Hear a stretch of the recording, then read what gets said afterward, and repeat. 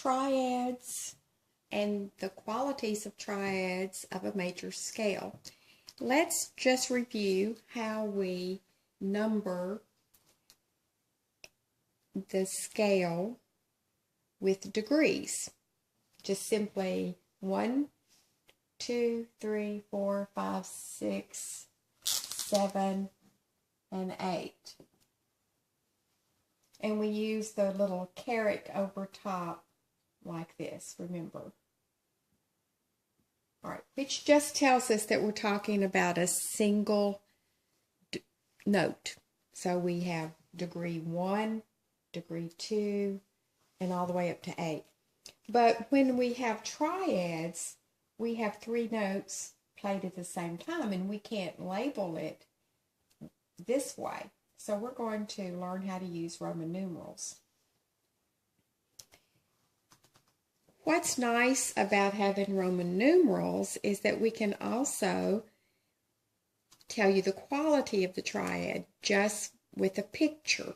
So when I have the 1 chord, instead of using the numeral 1, I use a capital I to represent that is G, and it's major. And when it's major, I use the capital I.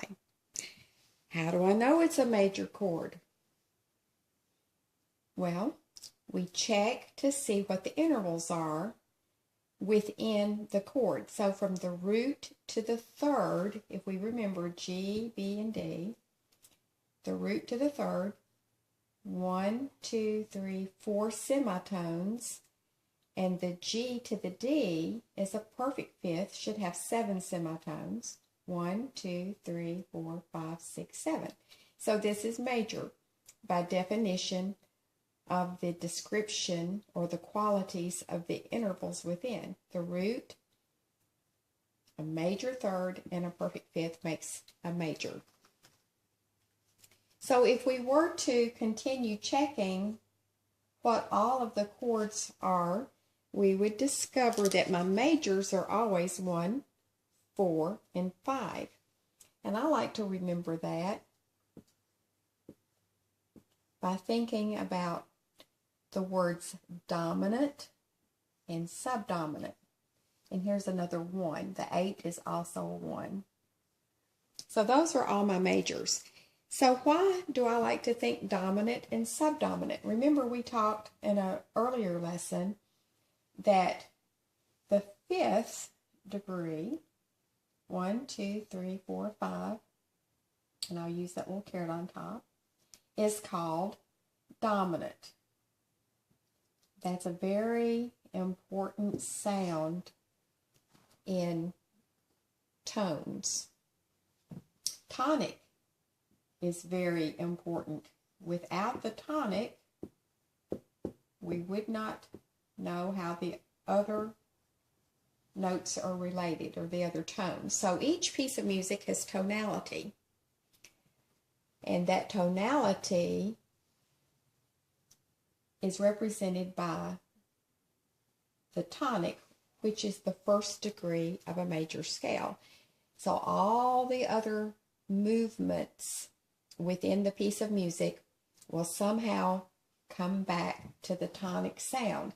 I had a teacher tell me one time that I might think of the dominant as being the door to go back home, my home tone or tonic.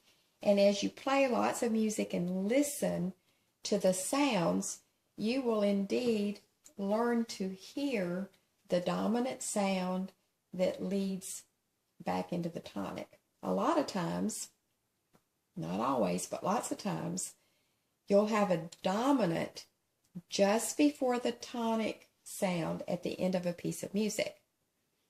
You have that throughout the piece. You can use dominants anywhere in the piece, but when you have that dominant, you'll often have it go straight to a tonic in sound, maybe at the end of a section of music, or at the end of a phrase, or certainly toward the end of the piece of music, and it helps to set the stage for what that piece was all about. You started at home, you went off from your home tone, and you played around all these different tones, and but you come back, you land back at home, sometimes through the door of the dominant sound.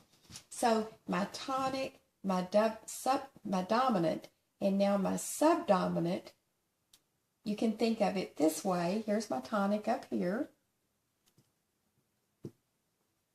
And sometimes we have to think backwards. So we might even going left to right when I'm thinking backwards. A fifth. 1, 2, 3, 4, 5. So this is sub, below the tonic, subdominant.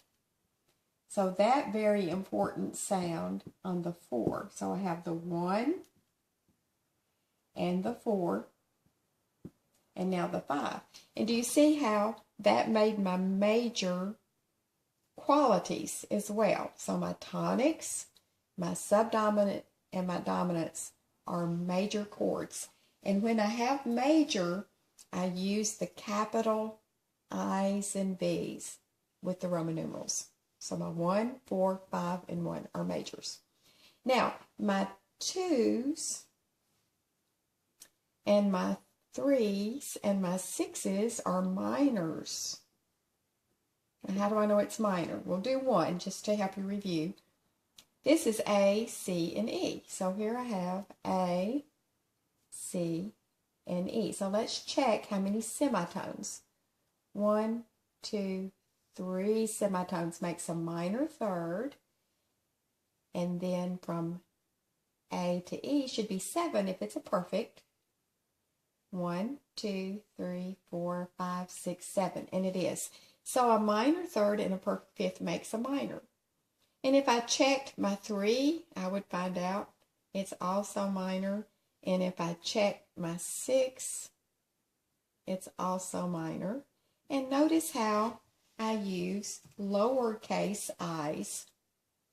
And that within itself tells me it's minor. So the 2, 3, and the 6 are all minor.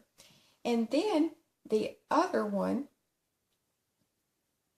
is a diminished chord.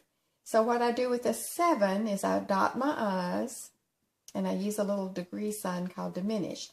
So this is F sharp, A, and C. So here's F sharp. I'll put a dot right above it. A, and C. And if I check my intervals, I should have a minor third of 3 semitones. 1, 2, 3, and I do. And I should have a diminished fifth of 6 semitones. Remember, 7 semitones would make it perfect, but if I decrease its size by 1 semitone to a 6, I get diminished. 1, 2, 3, 4, 5, 6, and I do. So this one's diminished. What is fantastic about this is that if I just simply remember my tonic, subdominant, and dominant are majors, and my 2, 3, and 6 are my minors, and I have 1 diminished on a 7, that is the description of all triads and their qualities, not just for the G scale that we've done today, but for all 12 major scales. So it's easy, just remember it that way. And just for a quick review, supertonic is above the 1. Do you remember what the 3 is called? Mediant, because it's halfway between the tonic and the dominant. And then if we're thinking left to right, this is halfway between my tonic and my subdominant. So this one we call submediant, halfway between those two important notes. And number 7 in a major scale is called leading tone. Just a quick review on those degree numbers and a way to write the numbers and qualities for your triads of a major scale.